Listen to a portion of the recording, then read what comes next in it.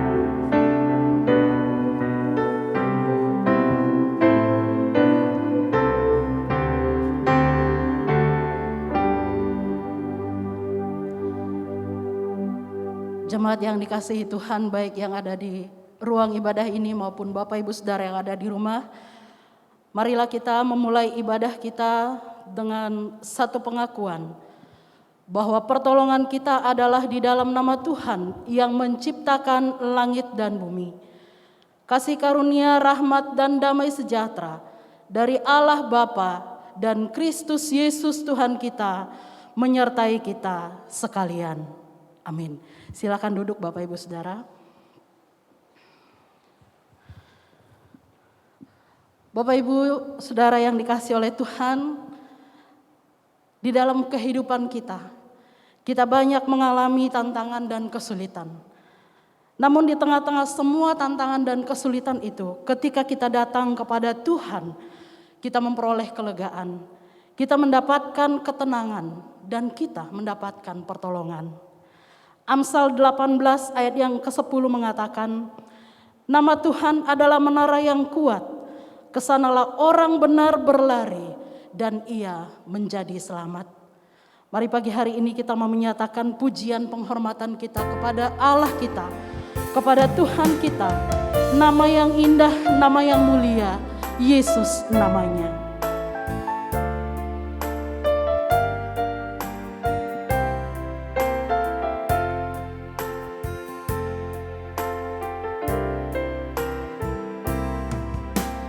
Yesus, Kau sungguh baik. Yesus, namamu indah. Yesus, ku cinta Kau selalu. Ku tinggikan, ku agungkan selamanya. Yesus, Yesus, Kau sungguh baik. Yesus, namamu indah. Yesus, ku cinta Kau selalu. Ku tinggikan, ku agungkan selamanya. Ku mau memuji-Mu, ku selalu puji-Mu. Ku mau menyembah-Mu, ku selalu sembah-Mu.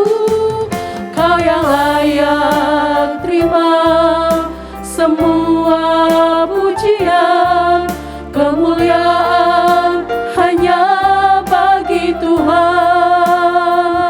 Jemaat Tuhan, mari kita berdiri bersama-sama. Kita mau memuji, memuliakan Allah kita.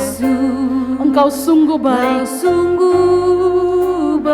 Yesus, namamu indah. Yesus, namamu indah. Yesus, ku mau cinta Engkau selamanya. Ku cinta Kau selalu. Ku tinggikan, ku agungkan selamanya. Ku mau memuji-Mu, ku selalu puji-Mu. Ku mau menyembah-Mu, ku selalu sembah-Mu. Kau yang layak terima semua pujian, kemuliaan hanya bagi Tuhan. Katakan, ku mau memuji-Mu Tuhan, ku mau memuji-Mu Tuhan. Ku selalu puji-Mu, ku mau menyembah-Mu, ku selalu sembah-Mu. Kau yang layak terima semua pujian, kemuliaan hanya bagi Tuhan. Segala kemuliaan dan keagungan tertuju padamu, Tuhan dan Rajaku. Segenap jiwa dan nafasku menyembah Yesus yang hidup. Segala kemuliaan dan keagungan tertuju padamu, Tuhan dan Rajaku. Segenap jiwa dan nafasku menyembah Yesus yang hidup.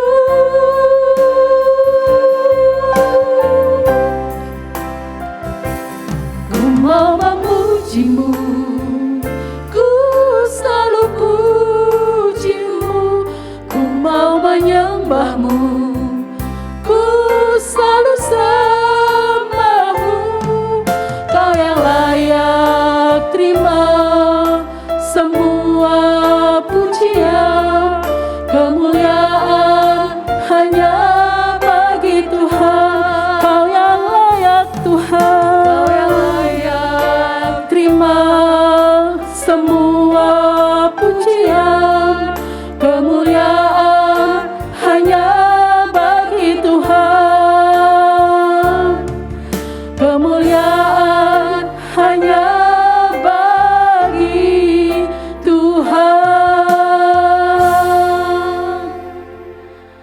Benar Tuhan, kemuliaan hanya bagi Tuhan. Karena Engkaulah Allah yang layak dipuji, layak disembah, layak dimuliakan. Allah yang kasih-Nya luar biasa di dalam kehidupan kami. Allah yang pertolongannya nyata di dalam kehidupan kami. Allah yang penyertaan-Nya terus ada di dalam kehidupan kami. Terima kasih untuk kesempatan pagi hari ini Tuhan, bersama dengan semua umat Tuhan. Kami datang di hadapan Tuhan memuji-muji memuliakan Engkau. Berterima kasih untuk setiap kebaikan Tuhan di dalam kehidupan kami yang sudah kami alami sampai dengan hari ini. Sehingga kalau kami boleh ada, kami berdiri di hadapan Tuhan, sungguh bukan karena kekuatan kami, tapi semata-mata karena anugerah Tuhan. Terima kasih Tuhan, terima kasih. Setiap kami berdiri di hadapan Tuhan, Tuhan yang menilik hati dan pikiran kami, Tuhan yang tahu apa yang menjadi beban pergumulan kami.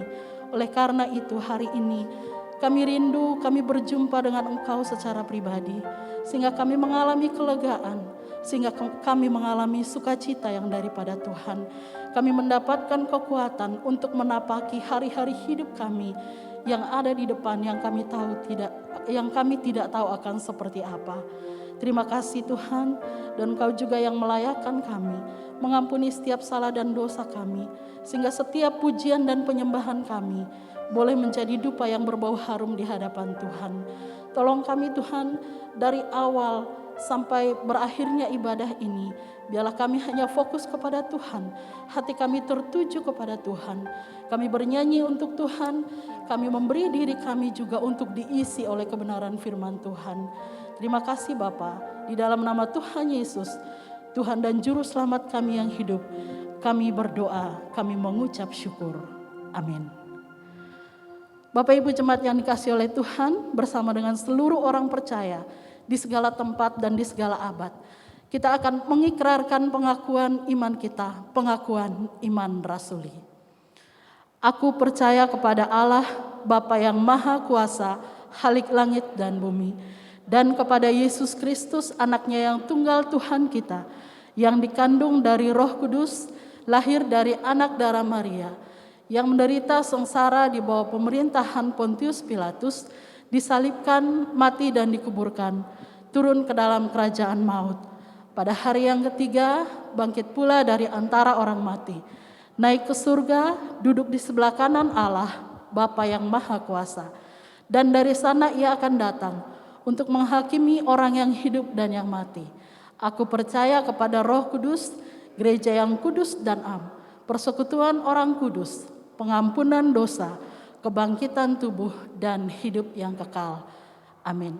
Silakan duduk Bapak Ibu sekalian. Bapak Ibu jemaat yang dikasihi Tuhan, baik yang ada di ruangan ini maupun yang ada di rumah yang mengikuti ibadah kita bersama-sama, kita mau bersuka cita kepada Tuhan. Kita mau menyatakan syukur kita mau mengangkat suara kita mau menyanyi, memuliakan namanya. Mari dengan sukacita kita menyanyikan pujian ini, kita bertepuk tangan, angkatlah suaramu, puji dan serukan nama Yesus.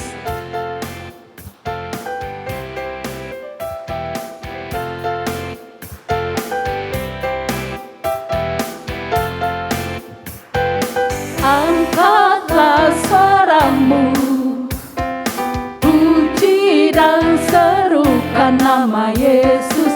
Tanggalkan bebanmu, tak perlu kau khawatir, sebab Dia sanggup. Gerakkan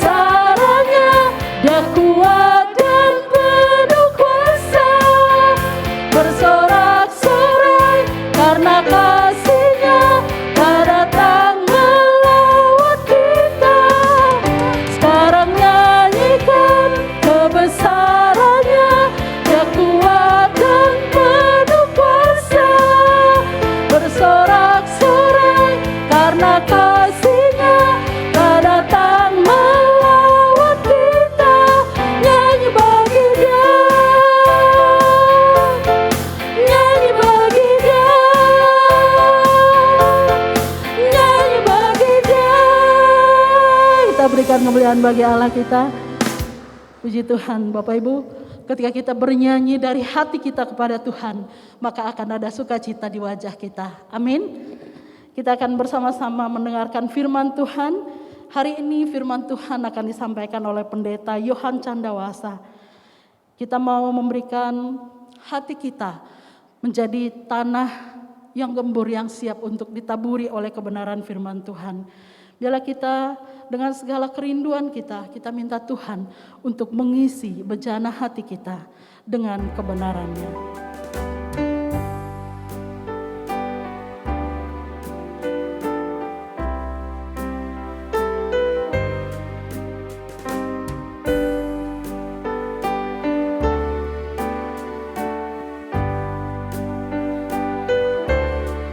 Aku datang dan ku bersujud di hadapan-Mu, ku rasakan indah hadirat-Mu.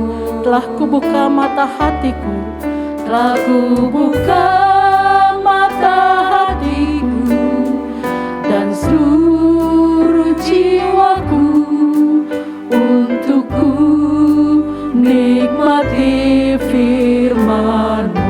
Firman-Mu yang kuasa, firman-Mu yang kuasa untuk mengubah sikap hati, firman-Mu yang tegakkan di saat ku terjatuh. Penuhkanlah bejanaku dengan air sungai-Mu, ku haus akan firman-Mu. Sekali lagi kita menyanyikan pujian ini sebagai kerinduan kita untuk diisi kebenaran firman Tuhan. Aku datang dan ku bersujud di hadapan-Mu,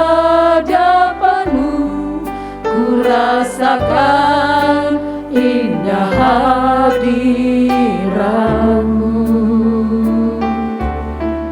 Telah ku buka mata hatiku dan seluruh jiwaku untuk ku nikmati firman-Mu.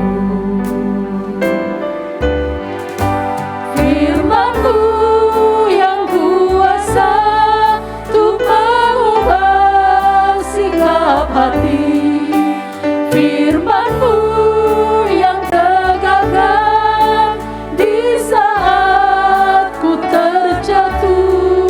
Penuhkanlah bejanaku dengan air sungai-Mu,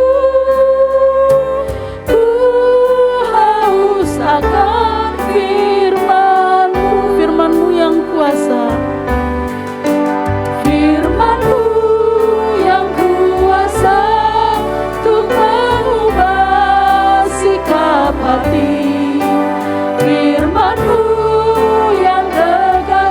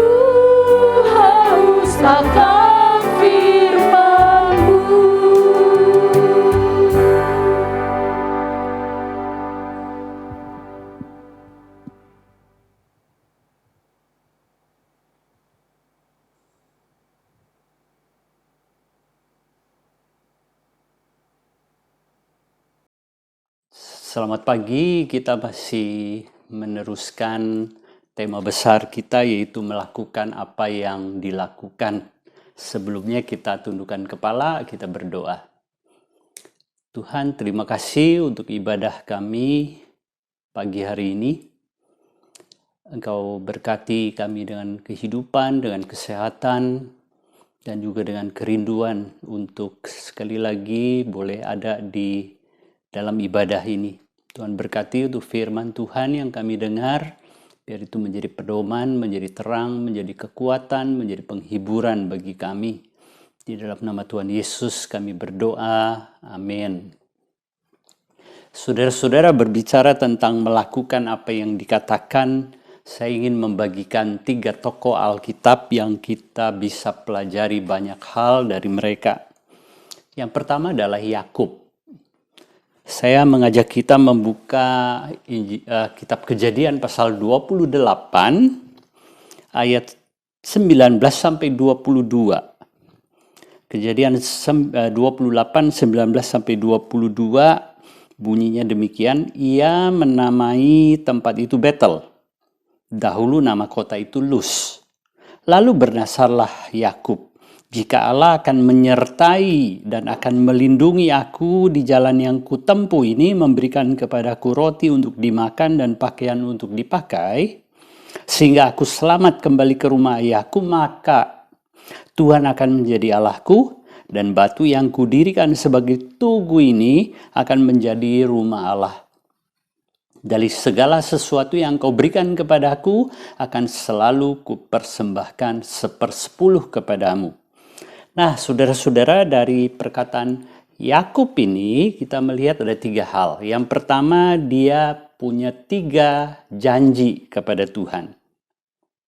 Yang pertama, Tuhan akan menjadi Allahnya. Yang kedua, dia akan menjadikan tugu yang dia dirikan sebagai bait Allah, rumah Allah. Dan yang ketiga, dia akan memberi perpuluhan.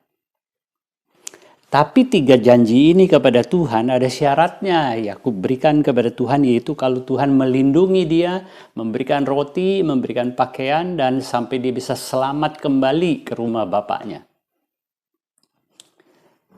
Itu syarat yang dia berikan.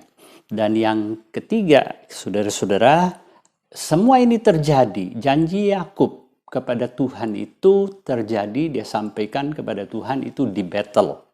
Itu yang kita baca di ayat 19, yang menamai tempat itu Betel. Nah, jadi pertanyaan kita adalah, apakah Tuhan memenuhi apa yang Yakub minta? Dan ketika Tuhan memenuhi apa yang Yakub minta, apakah Yakub memenuhi perkataannya, dia melakukan apa yang dia katakan kepada Tuhan? Jawabnya mari kita temukan juga di dalam Alkitab. Jadi saudara tahu ucapan ini, konteks ucapan Yakub ini kepada Tuhan itu waktu dia lari dari rumah bapaknya Ishak, lari juga dari Esau karena dia mencuri hak kesulungan dari Esau, dia takut dia dibunuh oleh Esau, jadi dia lari. Dan dia lari, kita tahu dia lari ke rumah Laban. Nanti dari Kejadian 38 ayat yang Kejadian 31 ayat 38, di situ kita tahu akhirnya Yakub ada di rumah Laban 20 tahun. Ya, itu saudara bisa baca di Kejadian 31 ayat 38. Nah, saudara-saudara, apakah Tuhan memenuhi apa yang Yakub minta, dan apakah Yakub memenuhi apa yang dia janjikan kepada Tuhan? Untuk itu saya ajak saudara membuka pasal 31 kitab Kejadian, pasal 31 ayat 13. Ya. Pasal 31 ayat 13 bunyinya begini. Akulah Allah yang di Betel itu, di mana engkau mengurapi tugu dan di mana engkau bernasar kepadaku, maka sekarang bersiaplah engkau, pergilah dari negeri ini dan pulanglah ke negeri sanak saudaramu. Jadi Tuhan minta supaya Yakub kembali ke Betel, kembali ke rumahnya. Karena apa? Karena dia sudah memenuhi apa yang Yakub minta. Saudara lihat,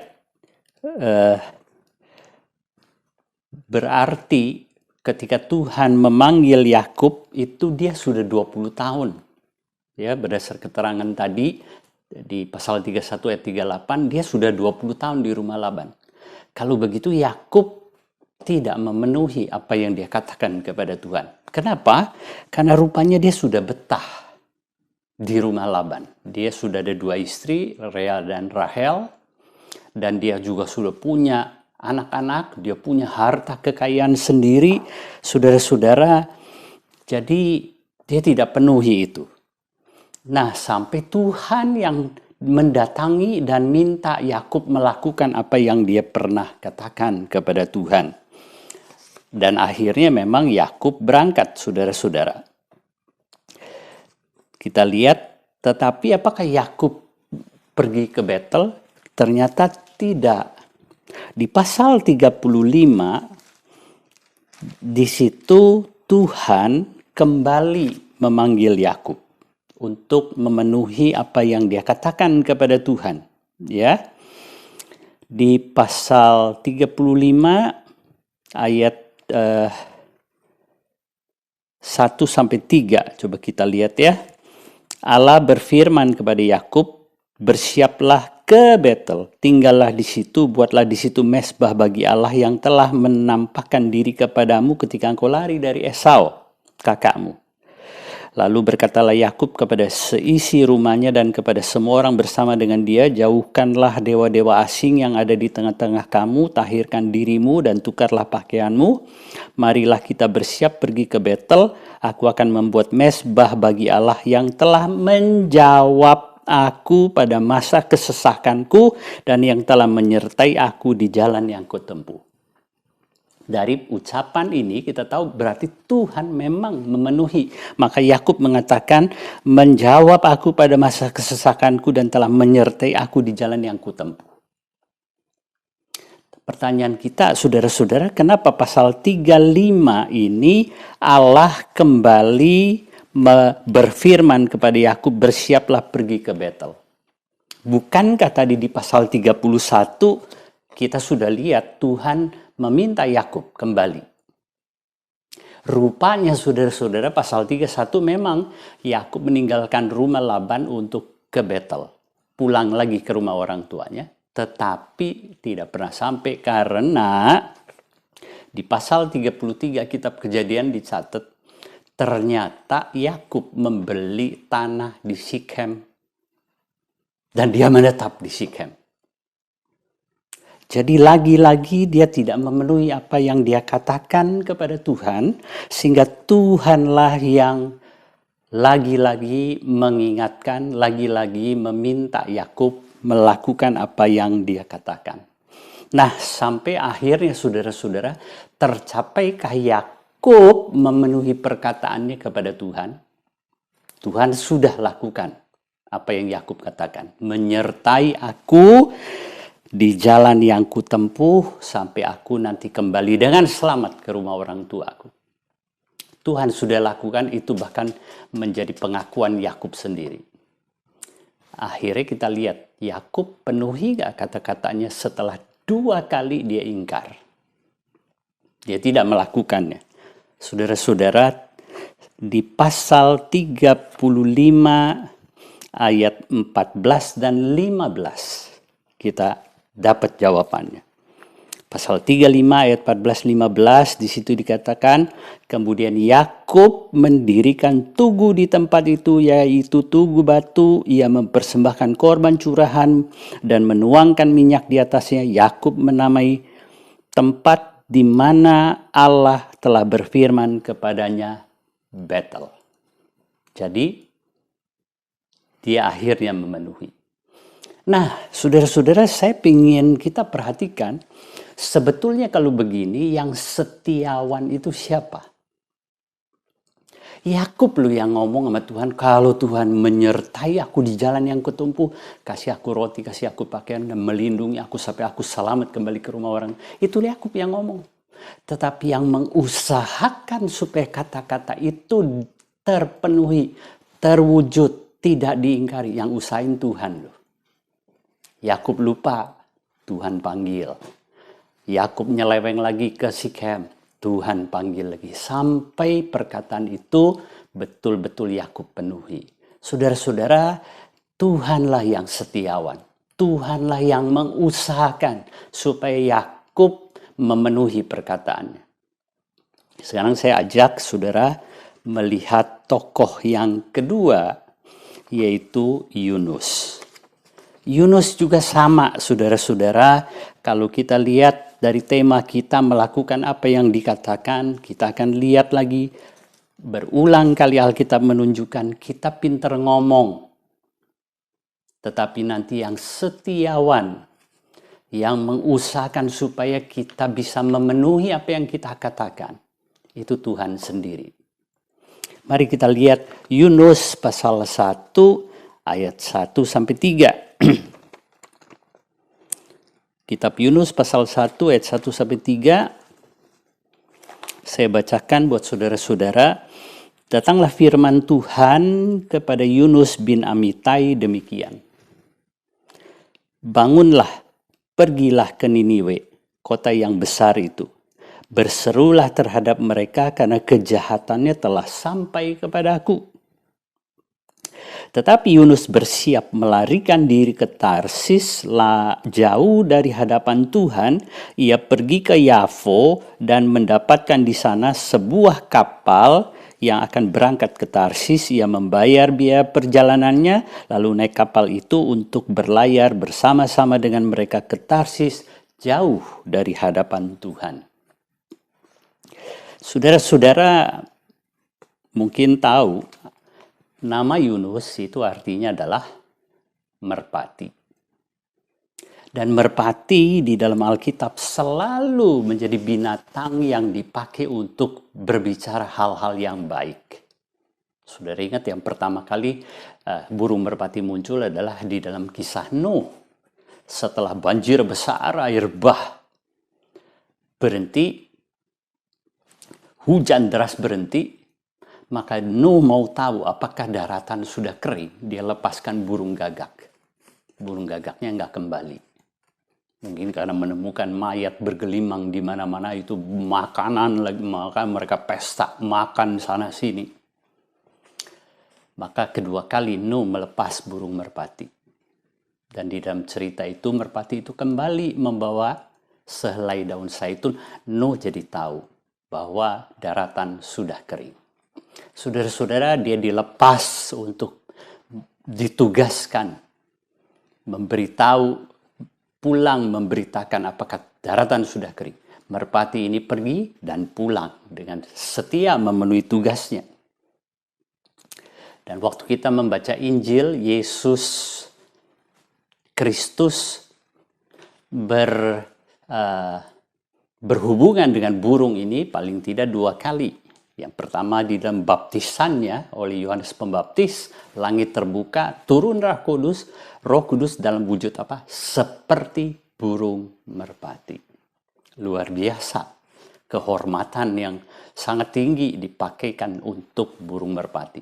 Dan yang kedua, saudara-saudara, burung merpati kita lihat dengan Yesus ada hubungan ketika dia mengajar pada murid-murid, hendaklah kamu tulus, cerdik seperti ular, tulus seperti merpati.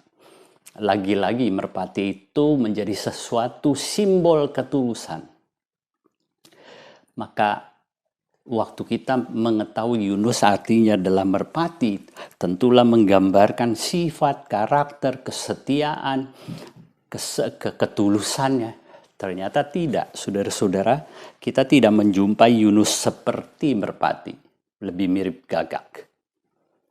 Karena waktu dia diutus Tuhan ke Niniwe, saya percaya, saudara, walaupun di sini tidak dicatat dia mengatakan ya, tetapi jelas Yunus tidak mungkin berkata kepada Tuhan, "Gak mau, saya gak mau ke Niniwe." Saudara-saudara, pasti waktu dia dengar ayat 2, bangun pergilah ke Niniwe, kota besar itu, Yunus menjawab, "Oke Tuhan, saya akan berangkat. Tetapi apakah itu dia penuhi? Jawabnya tidak, karena ayat 3 mengatakan, khususnya perhatikan, dimulai dengan kata apa? Tetapi.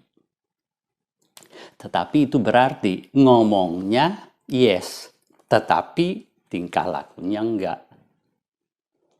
Saudara-saudara, kalau dia mengatakan tidak mau Tuhan, maka mesti ayat 3 dimulai dengan kata, maka Yunus bersiap melarikan diri.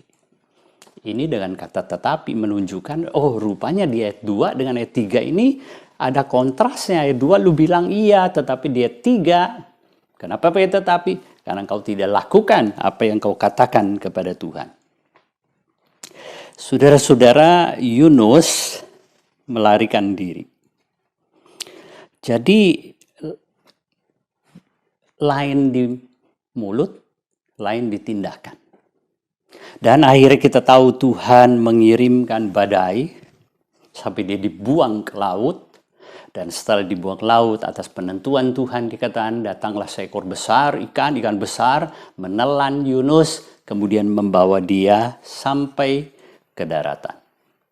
Di daratan lagi-lagi Tuhan mendatangi Yunus. Di pasal 3 dikatakan datanglah firman Tuhan, ayat pertama pasal 3 kepada Yunus itu kedua kalinya, bangun, pergilah ke Niniwe, kota besar itu, sampaikan kepadanya seruan yang kufirmankan kepadamu.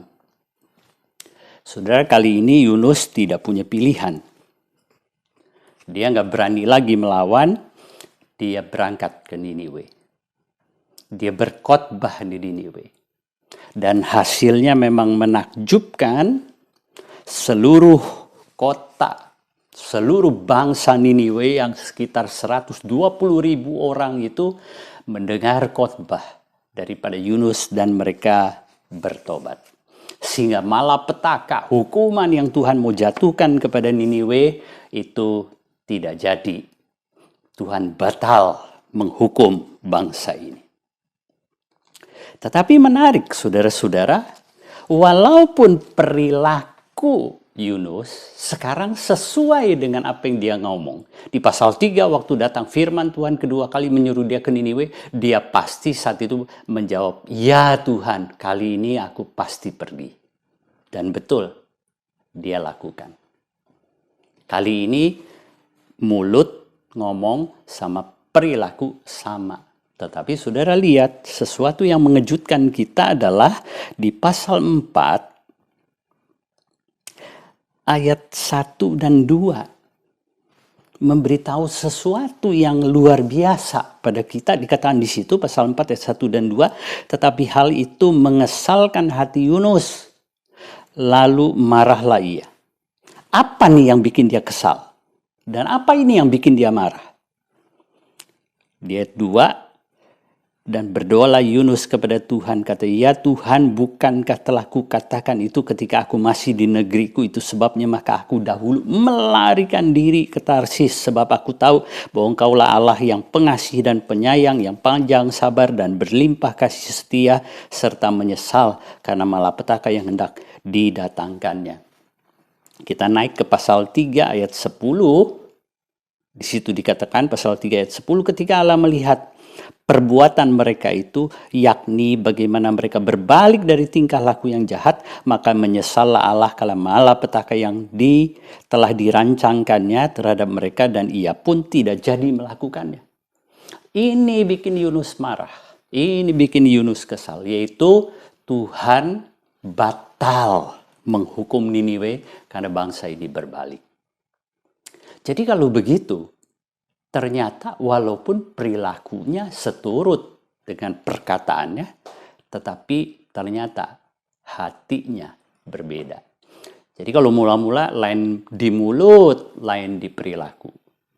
Tapi di kedua, mulut sama perilaku cocok sama Tuhan, hati tidak. Lain di mulut, lain di tindakan, lain lagi di hati.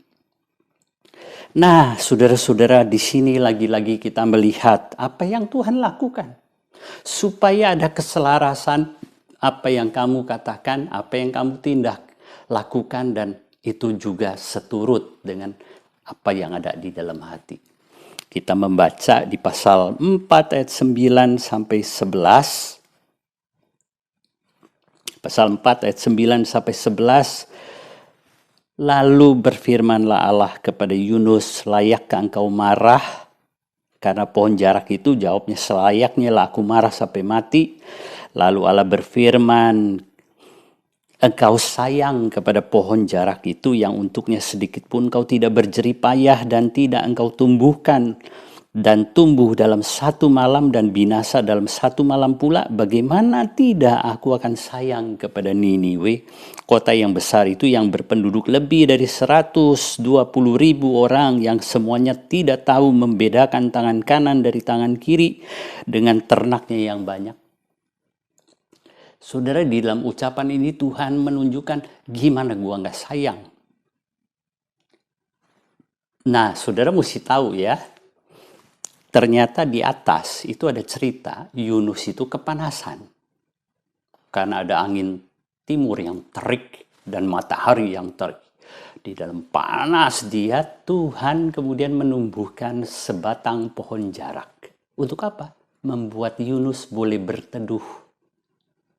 Waktu dia berteduh, hatinya menjadi terhibur. Ya, dia senang karena tempat berteduh. Tiba-tiba Tuhan kirim ulat. Dan ulat ini mengerek, memakani pohon itu, dan pohon itu jadi layu. Tempat dia berteduh jadi hilang. Marahlah Yunus. Waktu Yunus marah karena pohon jarak yang tadinya enak-enak buat dia berlindung, berteduh, sekarang dibuat mati. Disitulah Tuhan menyamakan perasaan Yunus terhadap pohon dengan perasaan Tuhan kepada Niniwe. Saudara, maksudnya begini. Yunus itu Tuhan bilang, kamu tuh nggak berhak marah. Karena pohon ini kan bukan hasil tanamnya kamu, bukan hasil kerjamu. Itu cuma anugerah, sesuatu yang aku berikan secara cuma-cuma. Akulah yang kerja keras menumbuhkannya. Lalu apa hakmu marah karena kamu tidak bekerja keras? Ini pertama. Yang kedua, kalau kamu ingin Niniwe menerima hukuman, ya, mereka berdosa, mereka bersalah, dan kau ingin aku hukum mereka. Nah, sekarang aku kasih kamu rasa. Gimana rasanya hidup tanpa anugerahku? Gimana rasanya hidup tanpa belas kasihanku? Gimana seandainya engkau ku beri cicipan hukumanku sedikit saja? Karena engkau denganku juga sama seperti Niniwe terhadapku. Yaitu apa? Engkau ada di dalam satu oposisi denganku. Niniwe beroposisi denganku sehingga mereka jadi jahat. Engkau beroposisi dengan belas kasihanku kepada Niniwe. Engkau juga layak dihukum. Cara hukum Tuhan adalah, pohon ini coba aku ambil. Rasakan ketika engkau harus menderita, bagaimana rasanya. Nah, saudara-saudara, ketika Yunus marah karena dia harus menderita kehilangan pohon itu, Tuhan pengen Yunus mengerti perasaan Tuhan dan dia bisa menerima apa yang Tuhan lakukan. Berarti Tuhan ingin Yunus punya perasaan yang sama dengan Tuhan. Perasaan yang berbelas kasih. Perasaan yang bisa seperti Yunus juga ketika dia tidak taat, dilempar ke laut, harusnya dia mati, Tuhan menyelamatkan lewat seekor ikan. Maka Niniwe juga sama, ketika tidak taat, mereka juga membutuhkan anugerah yang sama. Dan seperti engkau mengalami anugerah itu, cobalah berpikir, orang juga butuh anugerah itu. Dan kalau kamu berpikir, coba rasain, gue pengen lu tanpa anugerah Tuhan, biar dihukum aja. Sekarang saya juga kasih kamu rasa, gimana rasanya jika anugerah pohon itu aku cabut. Kamu gak mau, marah. Nah, begitu juga Niniwe, tentu mereka juga menginginkan itu. Mereka tidak menginginkan hukumanku.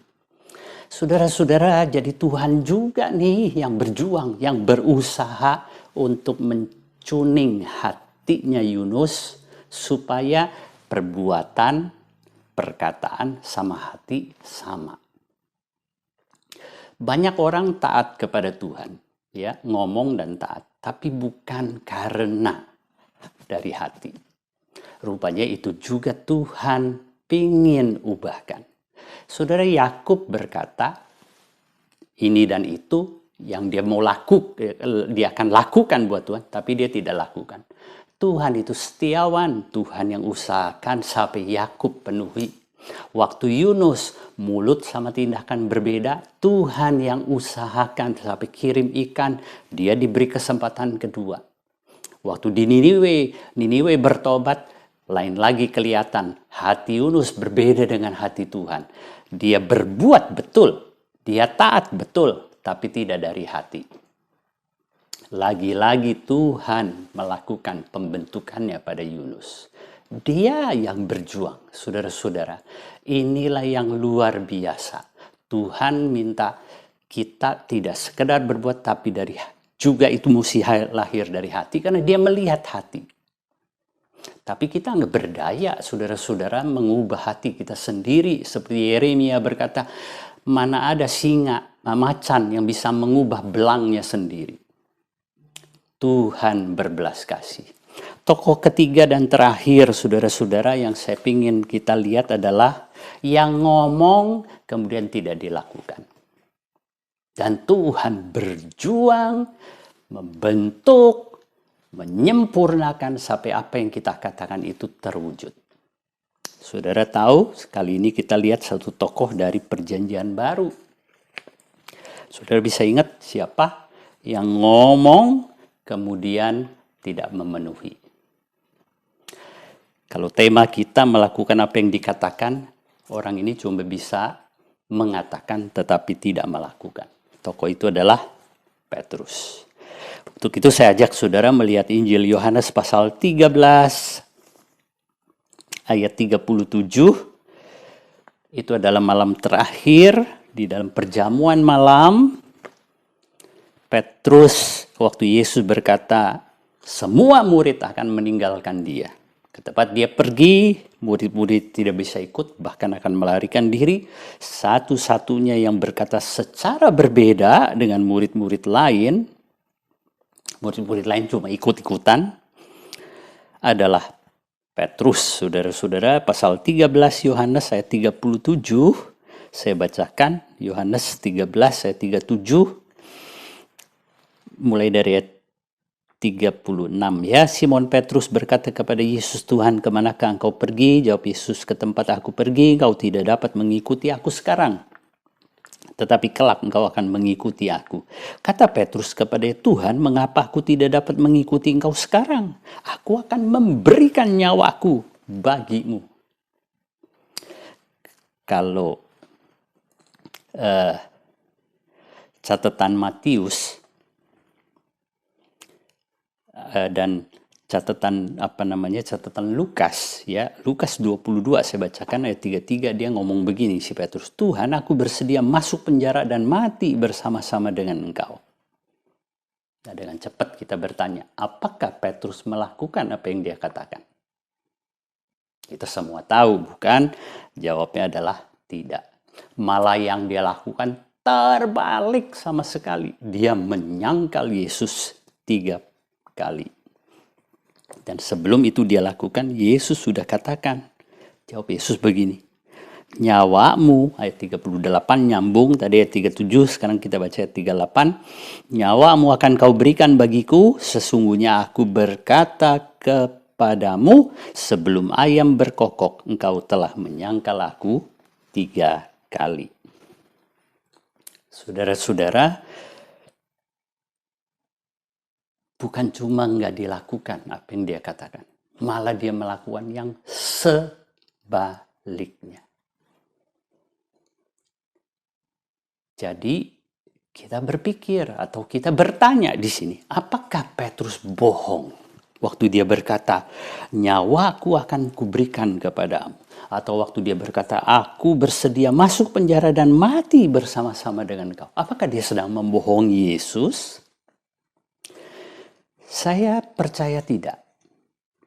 Petrus itu ngomong dengan sungguh-sungguh, karena kita baca setelah dia menyangkal Yesus 3 kali, dia menangis dengan sangat sedih. Jadi dia tidak bohong, saudara-saudara. Dia betul-betul serius ngomong. Tapi kenapa dia cuma bisa say it, tapi tidak bisa memenuhinya. Tapi nggak punya kemampuan. Jadi sebetulnya yang terjadi adalah dia tidak kenal dirinya. Bahwa dia tidak punya kemampuan itu. Dia tidak seberani itu. Dengan kata lain, saudara-saudara, dia nggak mendalam mengenali dirinya. Dia tidak cukup tahu bahwa dirinya tidak punya kesanggupan. Nah, saudara-saudara, jadi itu sebabnya kita jadi bertanya pada pertanyaan yang kedua begini. Pertanyaan saya yang kedua. Kalau ayat 37, itu Petrus sungguh-sungguh. Mestinya walaupun Yesus tahu, ya, bahwa kamu tidak bisa memenuhinya, kamu tuh ngomong doang. Paling tidak kan kita memuji dong. Yesus harusnya berkata, Petrus, aduh luar biasa kamu, walaupun aku tahu kamu tidak mampu, tapi tekadmu itu luar biasa, patut dipuji. Tidak loh saudara-saudara. Yesus siram pakai air dingin. Itu lagi bersemangat-semangatnya luar biasa. Gua mati juga siap sama lu. Yesus bilang, alah, malah seperti dilecehkan, dikecilkan, disiram air dingin. Kamu sebelum ayam berkokok berkokok kau sudah menyangkal aku 3 kali. Saudara-saudara, saya rasa ya, waktu Yesus berkata 38, sesungguhnya aku berkatamu kepadamu sebelum ayam berkokok, engkau telah menyangkal aku 3 kali. Petrus tuh nggak percaya. Nggak mungkin saya menyangkal engkau. Dia nggak mungkin percaya, saudara. Karena dia rasa dia yakin dirinya, dia yakin keberaniannya, dia yakin keteguhan dan kemampuannya. Nah, disinilah, saudara, menjadi sesuatu yang sangat membuat kita takjub adalah ketika membuka Yohanes pasal 21. Yohanes pasal 21, saudara melihat ayat 17 sampai dengan ayat 19. Ya, Yohanes 21 ayat 17 sampai dengan ayat 19, Yesus berkata begini. Kata Yesus kepadanya untuk ketiga kalinya, Simon anak Yohanes, apakah engkau mengasihi aku? Maka sedih hati Petrus karena Yesus berkata untuk ketiga kalinya, apakah engkau mengasihi aku? Dan ia berkata kepadanya, Tuhan, engkau tahu segala sesuatu. Engkau tahu bahwa aku mengasihi engkau. Kata Yesus kepadanya, gembalakanlah domba-domba aku. Aku berkata kepadamu, ayat 18, sesungguhnya ketika engkau masih muda, engkau mengikat pinggangmu sendiri dan engkau berjalan kemana saja kau kehendaki. Tetapi jika engkau sudah menjadi tua, engkau akan mengulurkan tanganmu dan orang lain akan mengikat engkau dan membawa engkau ke tempat yang tidak kau kehendaki. Dan hal itu dikatakannya untuk menyatakan bagaimana Petrus akan mati dan memuliakan Allah. Sesudah mengatakan demikian, ia berkata kepada Petrus, ikutlah aku. Saudara, Petrus di dalam pasal 21 itu lagi cerita frustrasinya dia karena setelah menyangkal Tuhan, dia balik menangkap ikan. Saat itu Yesus datang, makan bersama dan bertanya 3 kali, mengingatkan 3 kali penyangkalan Petrus. Apa yang ditanya? Apakah engkau mengasihi aku? Di dalam rasa sedih di situ dikatakan kan Yesus nanya lagi seolah kayak enggak percaya. Dalam kefrustrasian Petrus, Yesus justru mengatakan engkau akan mati bagi kemuliaan Allah. Saudara, waktu yakin banget Tuhan siram air dingin, lu ngibul. Lu gak tahu, lu gak mampu, lu gak bakal penuhi. Tapi waktu dia sedih, rasa aduh Tuhan, Tuhan justru berkata engkau akan mati bagi kemuliaan Allah. Saudara-saudara, apa bedanya sebetulnya waktu di pasal 13 Petrus bersedia mati dengan di sini Yesus berkata engkau akan mati bagi kemuliaan Allah. Saya kira pencapaiannya saudara-saudara. Kalau pasal 13 itu Petrus bisa mengatakan aku akan mati bagi Tuhan, itu sebenarnya dia katakan karena kesombongannya. Yakin akan dirinya. Yang kedua karena rasa superioritas. Murid-murid lain semua bakal lari. Saya tidak. Saya beda dengan orang lain. Saya beda dengan murid-murid yang lain. Dan yang ketiga, saudara-saudara, bukan hanya kesombongan dan rasa superior di atas murid-murid yang lain. Yang ketiga, saya kira juga karena tiap kali Petrus mengemukakan bahwa dia bisa berprestasi lebih dari yang lain, itu nanti dia akan minta upahnya. Saudara ingat di dalam perjumpaan Yesus dengan seorang pemimpin kaya, Yesus minta, jual semua, bagi pada orang miskin dan kamu ikut aku. Jual semua. Orang ini pergi dengan sedih karena hartanya banyak. Saat itu Petrus ngomong apa? Tuhan, kami sudah tinggalkan semua. Kalau orang itu gagal, nggak bisa tinggalkan semua. Nih lihat si Petrus. Petrus sudah tinggalkan semua. Tapi ada lanjutannya dia ngomong. Lantas apa dong yang gue bakal dapet? Itu bisa saudara baca di Matius 19 ayat 27. Aku tinggalkan semua. Apa yang akan kuperoleh? Saudara-saudara, sehingga kalau di pasal 13, betul waktu Yesus naik ke atas, ditangkap dan naik ke atas kayu salib, Petrus ternyata ikut Yesus masuk penjara, ikut Yesus sampai disalibkan. Itu akan menunjukkan, nih lihat si Petrus. Kesombongan yang luar biasa. Beda sama murid-murid lain. Saudara-saudara, waktu di pasal 21 ayat 19. Betul, keinginan Petrus berkata, aku masuk penjara, aku mati bagimu. Itu terpenuhi. Tapi yang memenuhi adalah Allah. Itu sebabnya disebutkan kematiannya akan memuliakan Allah. Saudara-saudara, saya cuma bagi dua hal. Ya, 2 poin aja bagi saudara untuk melihat kemuliaan Allah di kematian Petrus. Yang pertama, dikatakan pada masa tua. Itu jelas pekerjaan Tuhan. Petrus bisa mati di masa tua. Bukan masa muda. Karena waktu saudara membaca kisah para rasul, waktu Petrus mulai keluar mengabarkan Injil, kita ketemu itu pasal 4, pasal 5, pasal 6, sampai pasal 12. Penganiayaan kepada orang Kristen terus menerus. Sehingga kalau Petrus mati muda, kita nggak heran. Karena penganiayaan itu makin lama makin meningkat, mulai dari penyiksaan, intimidasi, sampai akhirnya mesti dibunuh. Pasal 12, itu sudah jelas rencananya setelah Yakobus dibunuh, Petrus akan dibunuh keesokan harinya. Tapi enggak tuh, tiap kali di penjara, tiap kali terancam mau dibunuh, Tuhan bebaskan, Tuhan bebaskan. Makanya kalau model Petrus yang tiap hari berurusan sama maut, kok bisa mati pada masa tua? Itu keajaiban. Ya, karena dia tiap hari berhadapan dengan bahaya. Bisa hidup sampai tua. Itu pemeliharaan Tuhan.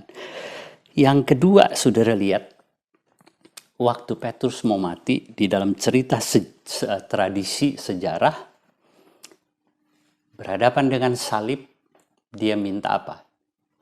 Kepala di bawah. Aku nggak layak. Ini bukan prestasiku sehingga aku boleh mati seperti Tuhan. Aku nggak layak. Saudara-saudara, itu dia menunjukkan bahwa Petrus adalah orang yang begitu berubah. Dulu prestasiku, kalau bisa kupenuhi, terbukti siapa ini Petrus. Makanya selalu di dalam 4 Injil, kalau 12 nama Rasul muncul, Petrus pasti namanya nomor 1.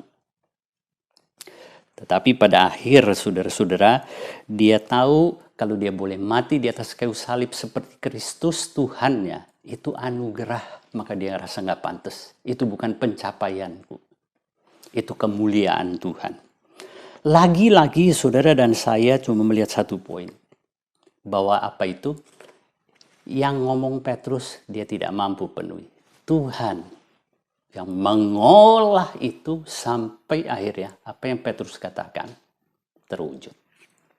Di sini apa hebatnya Petrus? Bukan setianya Tuhan, sabarnya Tuhan membentuk kita. Nah, itu sebabnya saudara-saudara, hanya satu yang saya ingin secara cepat katakan. Saya dari remaja, tiap kali ikut retret, banyak janji, banyak kata-kata, banyak tekad yang saya ngomong kepada Tuhan. Sampai waktu jadi hamba Tuhan, banyak yang saya katakan kepada Tuhan, tapi tidak saya penuhi. Bukan lagi bohongin Tuhan, tapi sering kali saudara, ada yang saya ngomong nggak saya lakukan. Ada yang saya ngomong saya lakukan, tapi hati tidak sesuai dengan yang Tuhan mau. Ada yang saya ngomong, bukan aja saya tidak lakukan, saya berbalik malah melakukan yang berlawanan dengan yang saya katakan. Apakah saya sedang membohongi Tuhan? Tidak. Tapi begitu banyak kelemahan dan hal-hal yang tidak sesuai dengan yang Tuhan mau. Dan ketika membaca Yakub, Yunus, Petrus, bagaimana Allah yang setia ini bekerja, membentuk sampai itu terjadi.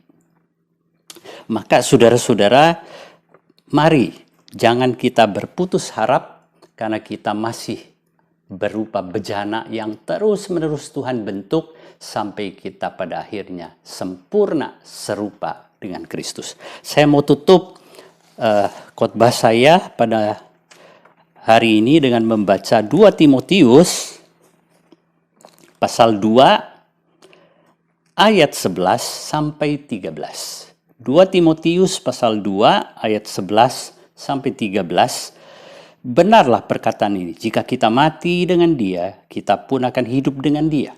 Jika kita bertekun, kita pun akan ikut memerintah dengan Dia. Jika kita menyangkal Dia, Dia pun akan menyangkal kita. Jika kita tidak setia, Dia tetap setia, karena Dia tidak dapat menyangkal dirinya. Mari kita berdoa. Tuhan, Kau yang setiawan. Kami tidak setia. Kami tidak faithful. Kata-kata kami tidak bisa dipegang. Hati kami tidak bisa dipegang. Tapi Engkaulah yang terus akan membentuk sehingga kata, tindakan, dan hati kami selaras dengan Tuhan. Terima kasih untuk firman Tuhan. Biar itu jadi kekuatan bagi kami bahwa Engkau adalah Tuhan yang terus bekerja di dalam kehidupan kami. Tidak pernah melepas kami. Karena Engkau setia dan apa yang Engkau kerjakan, Engkau akan tuntaskan dengan sempurna. Kami bersyukur di dalam nama Tuhan Yesus. Amin.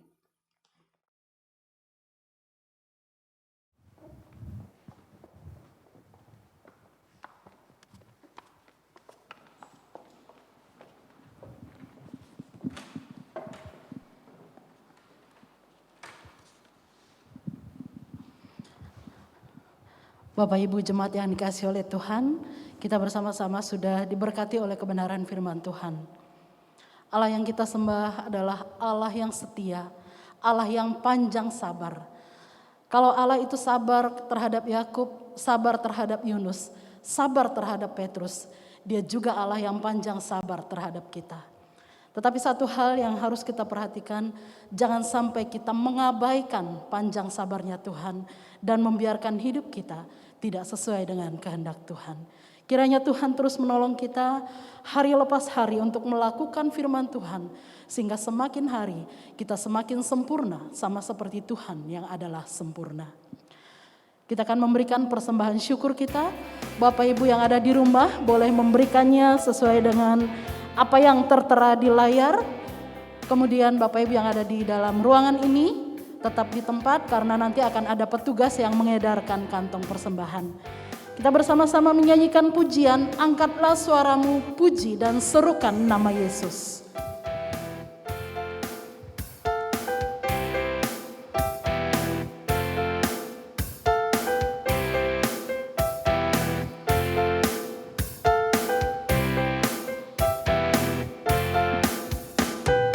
Angkatlah suaramu, puji dan serukan nama Yesus.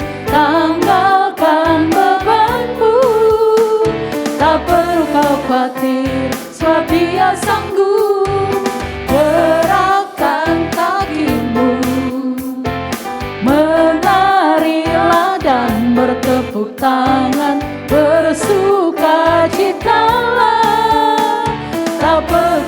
berarti, sebab Dia sanggup. Sekarang nyanyikan kebesaran-Nya, Dia kuat dan penuh kuasa. Bersorak-sorai karena kasih-Nya telah datang melawat kita. Jemaat Tuhan, mari berdiri. Sekarang nyanyikan kebesaran-Nya, Dia kuat dan penuh kuasa. Bersorak-sorai karena kasih-Nya telah datang melawat kita. Nyanyi bagi Dia, nyanyi bagi Dia, nyanyi bagi Dia. Mari kita akan berdoa menyerahkan persembahan kita, dan kita akan menaikkan beberapa pokok doa syafaat kita. Mari kita berdoa. Kami bawa kepadamu Tuhan persembahan syukur kami, sebagian dari berkat Tuhan yang Tuhan berikan di dalam kehidupan kami. Kiranya Tuhan memberkati rupiah-rupiah ini boleh berguna bagi pekerjaan Tuhan, khususnya untuk penata layanan di gereja Tuhan, Gereja Kristen Kalam Kudus Kosambi Baru. Tuhan berkati setiap umat Tuhan dalam usaha pekerjaan mereka. Kiranya Tuhan terus beri kecukupan di dalam kehidupan mereka. Terima kasih Tuhan, dan pada pagi hari ini kami bersama-sama akan menaikkan beberapa pokok doa syafaat kami. Kiranya Engkau mendengarkan dan menerima setiap permohonan kami ini. Kami berdoa Tuhan memberkati segala persiapan-persiapan yang sedang dilakukan dalam rangka perayaan Natal, baik di komisi-komisi maupun Natal secara umum. Kiranya Tuhan memberkati semua panitia, semua pelayan Tuhan yang mempersiapkan diri untuk melayani. Tuhan menolong, Tuhan campur tangan, dan dalam setiap peribadatan kami, baik yang kami lakukan secara onsite maupun online, semuanya ada dalam anugerah keberkatan Tuhan, boleh berjalan, dan semuanya untuk hormat pujian bagi nama Tuhan. Setiap kami boleh bersukacita, setiap kami boleh mengingat cinta kasih Tuhan yang telah datang ke dunia untuk menebus kami orang berdosa ini. Terima kasih Bapa di surga. Kami juga berdoa sekarang ini baik komisi dan para majelis sedang menyusun program pelayanan untuk tahun 2022. Mohon anugerah Tuhan sehingga dalam setiap program yang kami canangkan, nama Tuhan dimuliakan. Lewat program ini pun kami boleh mengerjakan apa yang Tuhan kehendaki melalui gerejamu di tempat ini. Berikan kami hikmat bijaksana, sehingga bukan hanya pemikiran manusia, tetapi benar-benar isi hati Tuhan yang mau kami kerjakan. Terima kasih Tuhan. Kami mau berdoa juga untuk setiap jemaat Tuhan, baik dalam pertumbuhan dan kedewasaan iman kami. Tuhan tolong kami ya Bapa, supaya setiap hari kami boleh rindu bertumbuh dalam iman percaya kepada Tuhan, sehingga kami tahu bagaimana bersikap sebagai anak-anak Tuhan. Kami boleh tahu bagaimana berkata-kata, kami boleh tahu bagaimana bertindak, bahkan kami boleh tahu bagaimana berelasi satu dengan yang lain. Tolong kami Tuhan, dan biarlah setiap kami sungguh-sungguh boleh merindukan relasi yang baik dengan Engkau. Terima kasih Bapak, kami juga mau berdoa untuk setiap anak-anak dari jemaat Tuhan, mulai dari SD sampai dengan SMA, yang mulai esok hari mereka akan masuk ke dalam penilaian akhir semester. Tuhan berkati, Tuhan tolong supaya setiap anak-anak tetap memiliki hati yang takut akan Tuhan. Di dalam mereka mengerjakan tugas akhir mereka, mereka boleh bergantung kepada Tuhan. Baik yang dilakukan di rumah maupun mereka lakukan secara daring, kiranya Tuhan menolong, Tuhan memberkati. Demikian juga untuk sekolah penyelenggara, Tuhan berkati para guru, Tuhan berkati seluruh kepala-kepala sekolah dan seluruh sivitas akademika. Tuhan tolong mereka ya Bapa di surga. Terima kasih Tuhan. Demikian juga orang tua yang mendampingi di rumah. Mereka pun mungkin mengalami kesulitan tersendiri, tetapi Tuhan yang menolong, Tuhan yang memampukan, sehingga setiap anak-anak dapat menyelesaikan tugas akhir ini dengan baik dalam anugerah Tuhan. Terima kasih Bapa, terima kasih. Ini doa kami Tuhan, di dalam nama Tuhan Yesus, Tuhan dan Juru Selamat kami yang hidup. Kami berdoa, kami bersyukur kepada Bapa di surga. Amin. Doksologi, doa penutup dan berkat akan disampaikan Pendeta Francis Lai.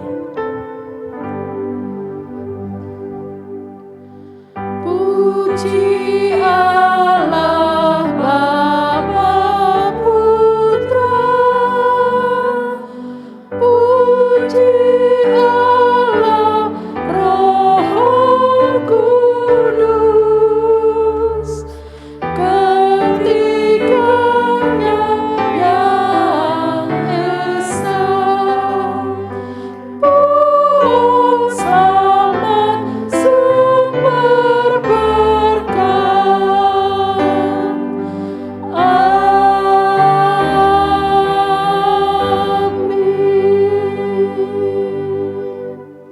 Saudara yang terkasih, hari ini kita sudah mendengarkan kebenaran firman Tuhan di dalam ibadah kita. Kiranya kebenaran firman Tuhan terus tertanam di dalam hidup saudara dan melakukannya untuk memuliakan Tuhan yang hidup. Mari saudara arahkan hati kita dan terimalah berkat dari Tuhan. Kasih karunia damai sejahtera dari Allah Bapa yang tak berkesudahan, cinta kasih dari Tuhan kita Yesus Kristus yang sudah menganugerahkan keselamatan kepada kita semua, penyertaan, pertolongan dari Allah Roh Kudus nantiasa tinggal menyertai dalam kehidupan saudara, keluarga saudara, pekerjaan, di dalam studi saudara mulai hari ini, esok sampai Maranatha, Tuhan Yesus datang kembali menyebut kita yang percaya. Amin.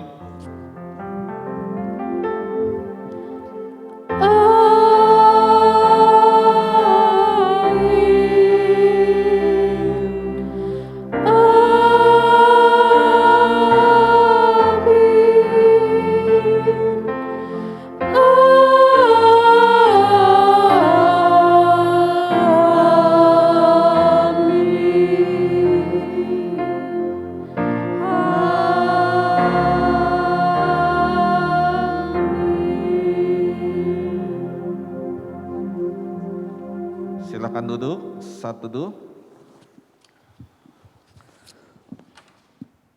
Mohon waktunya saudara untuk tidak meninggalkan tempat dulu, baik saudara di rumah maupun saudara yang di gereja. Ada beberapa pengumuman yang akan saya sampaikan.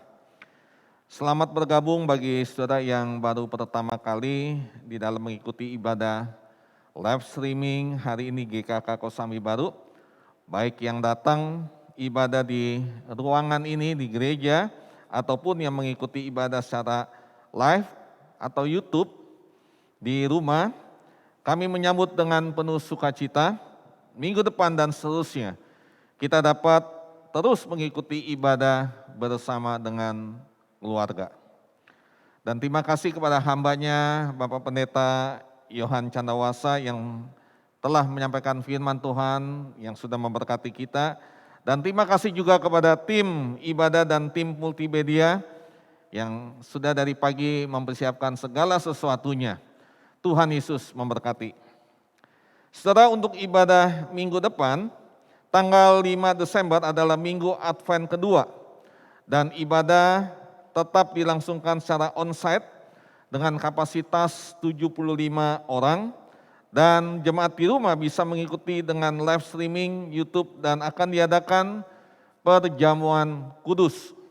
Roti dan anggur telah tersedia di gereja dan jemaat silakan bisa memesan hosti melalui WA center gereja dan mengambilnya di kantor gereja.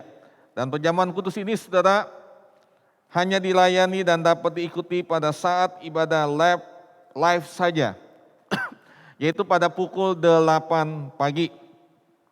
Dan firman Tuhan dan sakramen perjamuan kudus akan dipimpin oleh Pendeta Francis Lai, saya sendiri, dan saudara yang telah dibaptis diundang untuk mempersiapkan hati mengikuti sakramen perjamuan kudus ini. Untuk ibadah tatap muka, seperti biasa gereja sudah membuka ibadah tatap muka dengan maksimal yang tadi saya sudah katakan, yaitu kehadiran maksimal 75 orang. Silakan saudara mendaftarkan lewat form pendaftaran yang dikirim ke center WA gereja. Nah, jika saudara bermaksud ibadah gereja di gereja namun belum mendapatkan form pendaftaran dari WA, saudara dapat juga yang mengalami kendala kesulitan di dalam mendaftarkan diri, saudara bisa menghubungi langsung ya via telepon ke sekretariat gereja dengan nomor telepon 541-9808 atau kepada WA Center Gereja 082124467805. Saudara, saya informasikan beberapa rangkaian ibadah dan perayaan Natal. Pada hari Jumat 10 Desember pada pukul 19 akan diadakan Natal Komunitas Pria. Nah, ini untuk semua pria diundang ya. Pembicaranya adalah Pendeta Kaston Sinaga. Dan hari Sabtu 11 Desember pada pukul 16.15 juga akan diadakan Natal gabungan yaitu Hawaii dan Surf. Pembicaranya adalah penginjil Jimmy Setiawan. Dan Minggu 19 Desember pada pukul 10 pagi akan diadakan Natal Sekolah Minggu. Dan Jumat 24 Desember pada pukul 17 diadakan ibadah malam Natal dan pembicaranya adalah Pendeta Petrus Suryo. Ya. Dan juga tanggal 25 Desember pada pukul 8 pagi itu ibadah hari Natal, pembicaranya adalah Bapak Pendeta Beni Solihin. Nah, saudara dapat memperhatikan, mendoakan dan mengikutinya. Dan saudara, satu hal bagi saudara yang ibadah onsite di gereja yang sudah mendaftarkan, saya harapkan saudara bisa hadir 15 menit sebelum ibadah dimulai. Ya. Baik saudara, demikian Warta hari ini. Selamat hari Minggu, tetap menjaga protokol kesehatan dengan baik dan menjaga pola hidup bersih. Tuhan Yesus memberkati.